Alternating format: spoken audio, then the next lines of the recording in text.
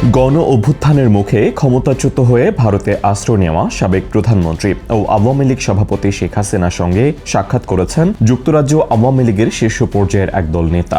London থেকে দিল্লি সফরে যাওয়া 5 সদস্যের এই প্রতিনিধি দল গত 21 জানুয়ারি নয়াদিল্লিতে শেখ হাসিনার সঙ্গে দীর্ঘ সময় বৈঠক করেন বলে একাধিক সূত্রে জানা গেছে। যদিও এই সাক্ষাতের বিষয়ে এখনও দ্বিতীয় কোনো স্বাধীন সূত্র থেকে আনুষ্ঠানিকভাবে নিশ্চিত হওয়া যায়নি।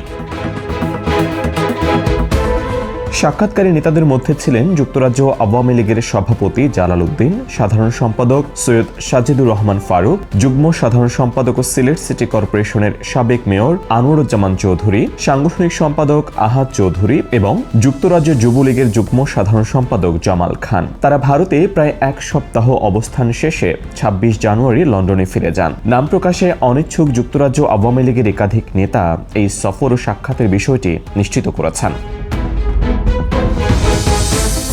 সংশ্লিষ্ট এক নেতা জানান, অত্যন্ত কড়া নিরাপত্তা ব্যবস্থার মধ্য দিয়ে এই সাক্ষাৎ অনুষ্ঠিত হয়। প্রতিনিধি দলের সদস্যদের কোনো মোবাইল ফোন বা ব্যক্তিগত সামগ্রী সঙ্গে নেওয়ার অনুমতি দেওয়া হয়নি। শেখ হাসিনার অনুমোদনের পর একাধিক ধাপে নিরাপত্তা যাচাই সম্পন্ন করে তাদের নিরাপত্তা বাহিনীর গাড়িতে করে তার বর্তমান বাসভবনে নেওয়া হয়। সেখানে পৌঁছানোর পরও কয়েক স্তরের নিরাপত্তা বলের ভেতর দিয়ে তাদের অগ্রসর হতে হয়।